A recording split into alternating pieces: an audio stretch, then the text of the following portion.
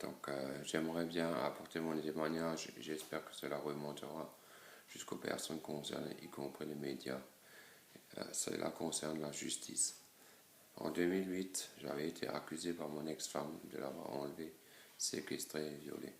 Je me suis cassé les deux pieds en sautant du premier étage de la gendarmerie car je ne comprenais rien à ce qui m'était reproché.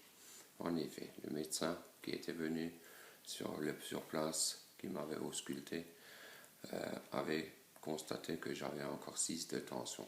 J'étais tout blanc, et j'ai ouvert la fenêtre, j'ai sauté par la fenêtre de la gendarmerie. Après 7 semaines à l'hôpital, j'avais été replacé en garde à vue, puis mis en examen et incarcéré. C'était le 18 juillet 2008. Je suis sorti de prison le 24 décembre 2008 avec un pied en main. Et oui, par manque de soins, j'avais été amputé du pied gauche le 30 septembre 2008. Je suis sorti car il n'y avait aucune preuve matérielle à ma culpabilité.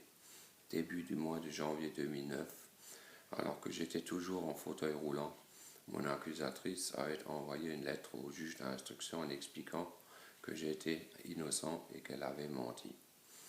S'ensuivaient alors 2 expertises graphologiques, dont une expertise en écriture et graphistique.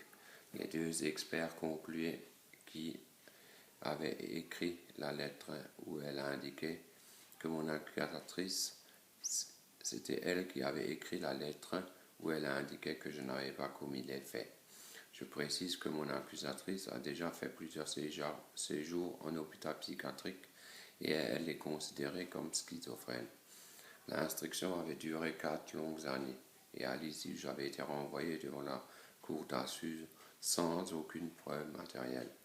Le 25 mai 2012, j'avais été condamné à 8 années de prison. Il faut aussi dire qu'il manquait pas mal de témoins pour la défense et il y a eu un bug au niveau du greffe de la cour d'assises.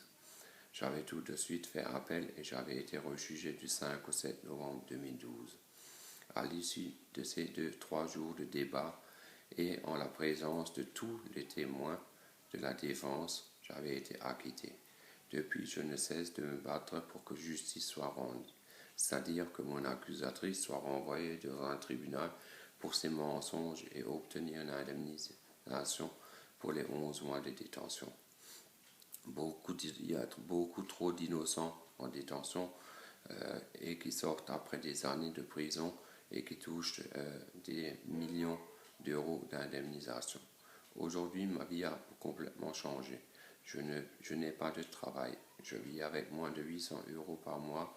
Je suis handicapé et par-dessus tout, mon accusatrice est toujours libre et n'est pas inquiétée par la justice. Je tiens à ajouter que notre enfant commun est placé dans un foyer depuis l'âge de 2 ans. Il en a 8 aujourd'hui et je me bats contre les griffes de la protection de l'enfance pour sortir mon fils de ce foyer. Si vous voulez me soutenir, je vous remercie de relayer ce message pour que justice soit rendue. J'appelle tous les pères et mères à manifester devant le tribunal de Saverne le lundi 24 février 2014. Ça suffit largement des aberrations de la justice. Venez nombreux.